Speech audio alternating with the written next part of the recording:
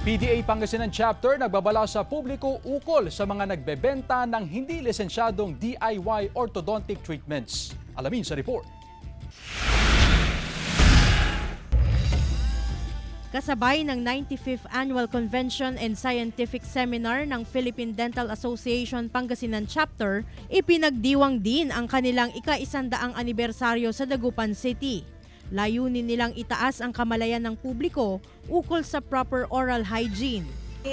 Different chapters po in our country po are willing to help and we are collaborating with the LGUs and other institution po para po matulungan ang ating kababayan po.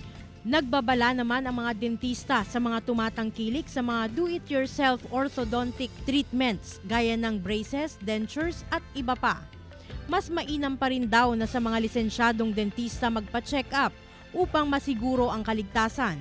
Akala nila yung mura, parehas lang sa gawa ng mga dentista. Mag-ingat po kayo sa mga dentista na wala hong lisensya para gumawa po ng mga procedures sa inyo. Ito po ay panganib sa inyong kalusugan, lalo-lalo na inyong mga ngipin.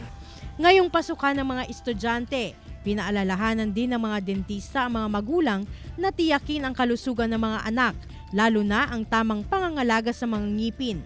Habang bata, dapat sinasanay na natin na mapa-check up ang ating mga anak para hindi sila natatakot at maging makita kung meron man kakaibang nangyayari sa ating mga oral cavity. Glam Calicdan, Dizon, One North Central Luzon.